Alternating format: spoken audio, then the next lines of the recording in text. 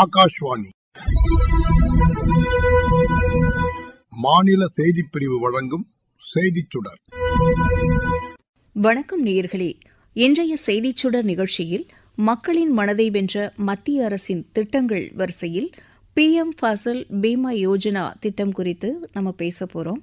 அதாவது பிரதமரின் பயிர் காப்பீட்டு திட்டம் குறித்த கலந்துரையாடல் இதில் இடம்பெறுகிறது. இதுகுறித்து நம்மிடையே பல்வேறு தகவல்களை பகிர்ந்து கொள்வதற்காக நமது நிலையத்திற்கு வருகை தந்துள்ளார் பொருளாதார நிபுணர் திருமதி கௌரி ராமச்சந்திரன். வணக்கம் மேம். வணக்கம். விவசாயிகளின் வாழ்வாதாரத்தை மேம்படுத்தும் வகையிலும் அவர்களை பாதுகாக்கும் வகையிலும் மத்திய அரசு பல்வேறு திட்டங்களை தொடர்ந்து செயல்படுத்திட்டு வரதை நம்ம பார்க்குறோம். இவற்றில் விவசாயிகளின் உயிர் நாடியாக திகழும் பிரதமரின் பயிர் காப்பீட்டு திட்டம் தொடங்கப்பட்டது குறித்து சொல்லுங்க மேம். கண்டிப்பாக உயிர் காப்பீடு LICன்னு எல்லாரும் எடுக்கிறது போல பயிருக்கு கண்டிப்பாக காப்பீடு தேவை. பயிர் காப்பீடு இருந்தால் தான் அந்த பயிர் விளைஞ்சு அதுலேருந்து வர நம்ம அந்த நெல்மணிகளை இன்றைக்கி நம்ம பிளேட்டில் சாப்பாடை சாப்பிட்றோம். அதனால் அவங்க கண்டிப்பாக அந்த விவசாயிகளுக்கு முக்கியமாக அந்த காப்பீடு அவசியம். அந்த மாதிரி ஒரு காப்பீடு இருக்குது. அது செய்கிறதுனால என்ன பயன்கள் அதெல்லாம் பற்றின தெளிவு அவங்களுக்கு முதல்ல கொடுத்துருக்காங்க. இந்த கிசான் கார்டெல்லாம் கொடுக்கும்போதே அதெல்லாம் அவங்களுக்கு புரிய வைக்கிறாங்க. இது நீ கட்டுறதுனால என்ன பிரயோஜனம் உனக்கு அப்படிங்கிறத அவங்களுக்கு அந்த பயன்களை முதல்ல அவங்களுக்கு சொல்லி அது திட்டத்தை தெளிவுபடுத்தி தான் செய்கிறாங்க. இந்த பயிர் காப்பீடு என்பது பல வருடங்களாக பல முறைகளில் செயல்பட்டு வருது. இப்போ பண்ணும்போது அக்ரிகல்ச்சர் டு ஆர்டிஃபிஷியல் இன்டெலிஜென்ட் அப்படிங்கிற மாதிரி எல்லா இதுலேயும் தொழில்நுட்பங்களை நம்ம கொண்டு வந்து ஈல்ட கணக்கு வச்சு இந்த பரப்பளவில் நான் இவ்வளோ போட்டேன்னா எனக்கு இத்தனை வரப்போகுது எனக்கு சாகுபடிங்கிறத நம்ம நிர்ணயம் செஞ்சு பண்ணக்கூடிய காலகட்டத்தில் நம்ம இந்தியா முன்னேறி இருக்குன்னு சொன்னால் இந்த திட்டங்கள் பற்றின பயன்களும் விவசாயிகளுக்கு போயிருக்கிறதுனால தான். இப்போது உள்ள இந்த பயிர் காப்பீட்டு திட்டம் என்பது 18ஆம் தேதி February 2016 கிட்டத்தட்ட ஒரு 10 வருஷமாக இது ஸ்டார்ட் ஆகி செஞ்சிட்ருக்காங்க. இதில் பல விதமான தொழில்நுட்பங்கள் அதிகமாக கொண்டு வந்திருக்காங்க. Okay ma'am. விவசாயிகளுக்காக தொடங்கப்பட்ட இந்த திட்டத்தின் அவசியம், இதன் நோக்கம் குறித்து சொல்லுங்க மேம். கண்டிப்பாக ஃபஸ்ட்டு விவசாயிகளுக்கு எப்போவுமே ஒரு போகம் பண்ணுறவங்களும் இருப்பாங்க, 2-3 போகம் சாகுபடி பண்ணுறவங்களும் இருப்பாங்க. ஸோ அதனால அவங்களுக்கு ஒரு நிலையான ஒரு வருமானம், ஒரு சஸ்டெயினபிள் வரணும் அப்படின்னு சொன்னால் அவங்களுக்கு அதுக்குள்ளே மழை வராது இருக்கணும், அதுக்குள்ளே வெள்ளம் வராது இருக்கணும். இது மாதிரியெல்லாம் உங்களுக்கு ஒரு பயத்துலேயும் ஒரு இதுலேயுமே இருந்தபோது இது எல்லாத்தையும் தாண்டி பேரிடர்கள், நம்ம பருவநிலை மாற்றங்களை எல்லா விதத்துலையும் பார்த்துட்ருக்கோம். ஸோ அந்த பருவநிலை மாற்றங்கள் பயிர்களுக்கும் உட்பட்டது தான். இந்தியாவில் பலவிதமான தட்பவெட்ப நிலைகள் இருக்கிறது. அதை பார்க்கும்போது இப்போ நம்ம ஒரு இடத்துல ரொம்ப வெயில் ஜாஸ்தியாக இருக்கும், வறட்சி ஆகிடும். இன்னொரு இடத்துல லேண்ட்ஸ்லைடு, மழை ஜாஸ்தி இருக்கும், குளிர் ஜாஸ்தி ஆகிடும். அந்த சமயத்தில் பயிரெல்லாம் எப்படி பாதுகாக்கிறது? நம்ம பழைய தொழில்நுட்பத்தில் இருந்தபோது இதெல்லாம் ரொம்ப ஒரு ஈல்டு ஜாஸ்தி கொடுக்காத அளவில் இருந்தது. இப்போ அந்த மாதிரிலாம் இல்லாத பயிர் இட்டால் கண்டிப்பாக விளையும் அப்படிங்கிற ஒரு நிர்ணயத்தோட ஈல்டு பேஸ்டாக நம்ம ரெடி பண்ணுற அளவுக்கு டெக்னாலஜியும் இன்னோவேட்டிவ் ப்ராக்டிசஸ் கொண்டு வந்திருக்காங்க அக்ரிகல்ச்சரில். அதை அவங்களுக்கு முறைப்படியாக சொல்லிக் கொடுக்குறாங்க, இப்படியெல்லாம் பண்ணணும் அப்படின்ட்டு. தென் இந்த நிலம் இதுக்கு மட்டும் இல்லை, இது விளைச்சி எடுத்து முடிச்சுட்டா ஆற போடுற பீரியட் தாண்டி அடுத்தது எப்போ வேறு என்ன பயிர் பண்ணலாம், 3 மாதத்துக்குள்ளே வந்துன்னா அடுத்த போகம் வேறு என்ன மெயின் க்ராப்ஸ் போடலான்ற அளவுக்கு அவங்களுக்கு ஒரு ட்ரைனிங் கண்டினியூஸாக கொடுத்துட்டே இருக்காங்க. அதனால் விவசாயிகள் நம்மளோட இன்னும் கொஞ்சம் நல்லாவே அவங்களுடைய வாழ்வாதாரத்தில் மேம்படுத்திக்கிறதுக்கு அவங்க அரசாங்கம் ரொம்ப அதுவாக இது அட்வொகசின்னு சொல்லுவோம், அந்த மாதிரி அவங்களுக்கு ஒரு ட்ரைனிங்கை கொடுத்து நீங்கள் இந்த மாதிரி ஒரு நல்ல நிலைமையில் ஒரு பணக்கார விவசாயி, இதில் அவங்களுக்கு அக்ரிகல்ச்சர் இன்கமுக்கு டேக்ஸ் வேறு கிடையாது. அதனால் அவங்க நல்லா டைவர்சிஃபை பண்ணலாம் வேரியஸ் க்ராப்ஸ் அப்படிங்கிறது. ஸோ இதனால் என்ன ஆகிறது, அந்த credit worthiness of the farmer improve ஆகிறது. ஸோ அவங்கள நம்பி கடனும் கொடுப்பாங்க, அவங்கள நம்பி அவங்களே அடுத்தது நிலம் வாங்கலாம். அடுத்தது இந்த காம்படிட்டிவ்னஸ் அமங் த ஃபார்மர்ஸ், ஒரு ப்ரொடக்டிவிட்டி அதிகமாக இன்க்ரீஸ் பண்ணுறதுக்கு எந்த மாதிரி தொழில்நுட்பங்கள்லாம் செஞ்சு இந்த பழைய கஷ்டத்திலிருந்து ட்ரெடிஷ்னல் மெத்தட்லேருந்து வெளிப்பட்டு விதை விதைக்கிறதுலேருந்து அறுவடை பண்ணி வைக்கிற வரைக்கும் தொழில்நுட்பங்கள் ஃபுல். நம்ம இதுக்கு ஒரு டூர், டே இன் வில்லேஜ்னு ஒரு டூரே நம்ம அழைச்சின்னு போய் காமிச்சா அவங்க எல்லாத்தையும் பார்க்க முடியும். அந்த அளவுக்கு இதோட அப்ஜெக்டிவ்ஸ் இருக்குது. அதோட எய்ம் அவங்களுக்கு இந்த ஒரு மழையோ வெயிலோ ஒரு நேச்சுரல் டிசாஸ்டராக இருக்கக்கூடிய வெள்ளம், பனி, அதை தாண்டியும் எப்படி நம்ம பயிரை பாதுகாத்து செய்யணும். இந்த திட்டத்தின் கீழ் எந்த வகையான விவசாயிகள் பயன்பெறுகின்றனர் மேம்? இந்த திட்டத்தின் கீழே வந்து சிறு விவசாயிகள், பெரு விவசாயிகள். சிறு விவசாயிகள்னு யாரை சொல்கிறோம்? அவங்களுக்கு லேண்டே இல்லாதவங்க கூட விவசாயிகள் தான். அன்னைக்கு லேபர் மாதிரி அவங்க போகிறாங்க, அவங்க போய் வேலை செஞ்சுட்டு வந்துட்டு செய்கிறாங்க. அவங்க வந்து ஒரு சிறு பகுதியான லேண்டை குத்தகை மாதிரி எடுத்துட்டு அதுக்குள்ளே பொறுப்பெடுத்து ஃபுல்லாக செய்வாங்க. அவங்களுக்கும் இந்த காப்பீட்டு திட்டம் உதவும். அதே மாதிரி பெரு விவசாயிகள் லேண்டெல்லாம் வச்சுட்டு பண்ணக்கூடியவங்க, அவங்களுக்கும் இந்த திட்டம் உதவி செய்யும். ஸோ இந்த திட்டத்தில் வந்து யாரெல்லாம் கண்டிப்பாக எடுக்கிறாங்க அப்படின்னு பார்த்தீங்கன்னா, கம்பல்சரி இந்த பயிர் காப்பீட்டு திட்டம் 2.0 இதே மாதிரி எடுத்தீங்கன்னா, தொன்று காப்பீட்டு திட்டம்ங்கிறது இருக்குது. இந்த பயிர் காப்பீட்டு திட்டம் 2.0ல் இப்போ என்ன பண்ணிட்டாங்க, உனக்கு தேவைன்னா நீ காப்பீட்டு எடுத்துக்கோ, இல்லைன்னா உன்னுடைய டிஸ்கிரிப்ஷன் அவங்க கொடுத்தம்போது 2014-15 20 லட்சம் பேர் தான் பண்ணிட்டு இருந்தாங்க. இப்போ வந்து நீங்கள் வாலண்டரி உனக்கு இஷ்டம் இருந்தால் பண்ணுங்கன்னு அந்த ஸ்கீம் கொடுத்த உடனே 522 லட்சம் பேர் 2024-25 தெரிஞ்சு அவங்க எடுத்திருக்காங்கங்கிறது இதுலேருந்து நம்ம இந்த திட்டம் எவ்வளோ அழகு அணுகுமுறை போயிருக்குன்றது புரியுறது. முந்தைய பயிர் காப்பீட்டு திட்டத்திற்கும் தற்போது நடைமுறையில் உள்ள காப்பீட்டு திட்டத்திற்கும் இடையே உள்ள வேறுபாடு என்ன மேம்? என்னென்ன மாற்றங்கள்லாம் இப்போ செய்யப்பட்டிருக்கு மேம்? ரொம்ப அருமையான கேள்வி இது. ப்ரீமியம் சப்சிடியிலேருந்து டெக்னாலஜியிலேருந்து நிறைய மாற்றங்கள் ஏற்பட்டிருக்கு.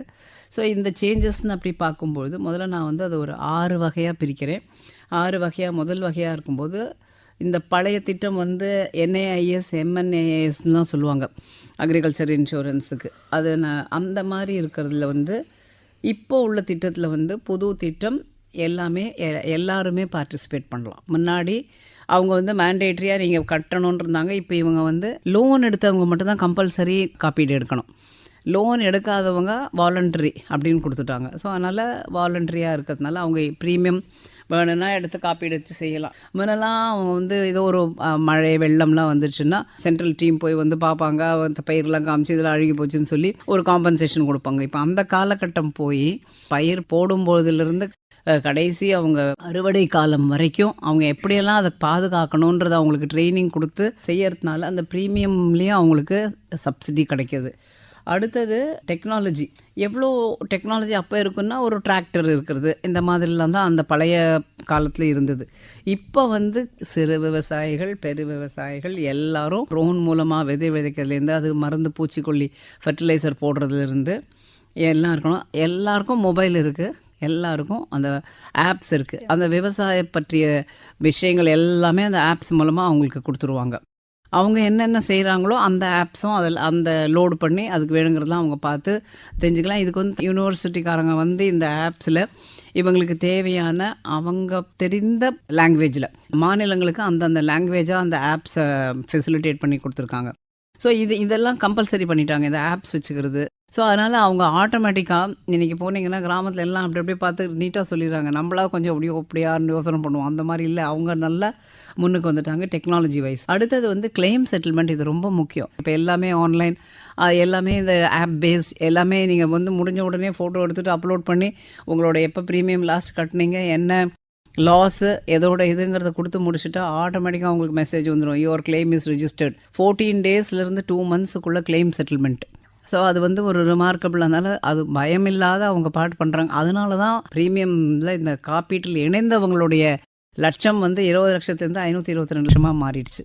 அந்த அளவுக்கு அது வளர்ந்து அதோடைய பயனை தெரிஞ்சு இருக்காங்க. அடுத்தது பார்த்திங்கன்னா, ஒரு சின்ன பாக்கெட் ஆஃப் லேண்டும் ஒரு வில்லேஜ் பஞ்சாயத்துக்குள்ளே இருக்கிற லேண்டாக இருந்தால் கூட அந்த வில்லேஜ் மேப்புள்ளே அது இருந்து அந்த கிராம சபா அதை சர்டிஃபை பண்ணிட்டாங்கன்னா அவங்களுக்கும் இந்த காப்பீட்டு இது உண்டு. குத்தகைக்காரர்களுக்கும் உண்டு, வெண்டாஸுக்கும் உண்டு. இந்த மாதிரி எல்லா பட்ட மனுஷங்களுக்கும் அங்கே இருக்கிறதுனால அது ஈஸியாக அவங்களால இந்த ஸ்கீமில் புது ஸ்கீம் 2.0ல் ஈஸியாக பண்ண முடியுது.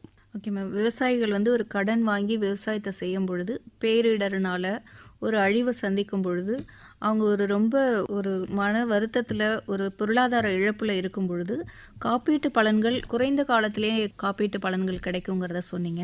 இப்போ இந்த விவசாயிகள் இந்த ஆப் எல்லாம் யூஸ் பண்ணணும் அப்படின்னா என்னென்ன மாதிரியான விழிப்புணர்வுலாம் அரசாங்கம் செஞ்சிட்ருக்காங்க மேம்? தொழில்நுட்பத்தை கடைபிடிக்கிறதுக்கும் என்னென்ன மாதிரி பயிற்சி எல்லாம் கொடுக்குறாங்க? இது வந்து முன்னாடி இந்த பயிர் காப்பீட்டுக்குன்னு தனியாக ட்ரைனிங் கொடுக்கறது அந்த ஆப்ஸ் மூலமாக. ஆப்ஸை முதல்ல எப்படி நீங்கள் யூஸ் பண்ணணும் அப்படின்னு சொல்கிறது எல்லாருக்குமே இந்த ஜாம் ட்ரினிட்டி போது ஜன்தன் ஆதார் மொபைல் லிங்க் பண்ணினும் போது டைரக்ட் பெனிஃபிட் ட்ரான்ஸ்ஃபரில் அவங்களுக்கு எல்லாமே அன்ரீகா மூலமாக கிடைக்கக்கூடியதுலேருந்தோ ஒரு உஜ்வலா ஸ்கீம் மூலமாக கிடைக்கக்கூடிய கேஸ் கனெக்ஷனோ இல்லை பைப்டு வாட்டரோ ஒரு டாய்லெட் கன்ஸ்ட்ரக்ஷனுக்கு 12,000 ரூபா கிடைக்கிது.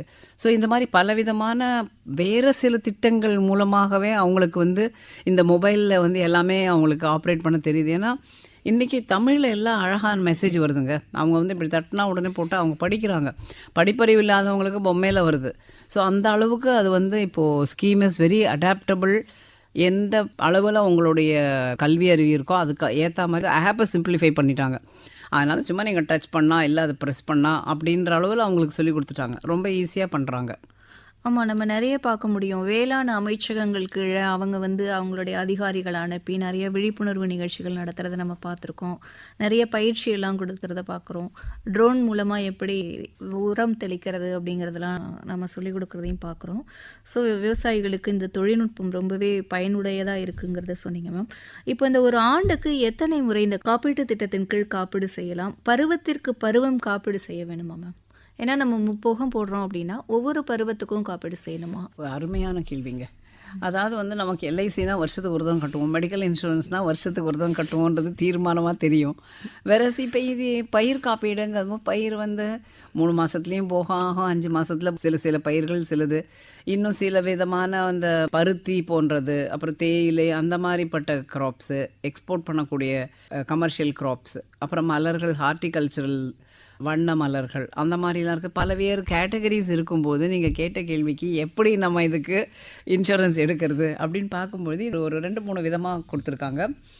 இப்போ ஒரு விவசாயி, அவங்க நிலம் உள்ள விவசாயியே வச்சுப்போம், இல்லை அவங்க குத்தகை எடுத்த நிலமாக இருந்தாலும் பரவாயில்ல, அவங்க வந்து ஆனுவல் கவரேஜ் எடுக்கலாம். 3 போகம் நான் போடுவேன், நடுவில் வந்து வேறு ஏதாவது போடுவேன்.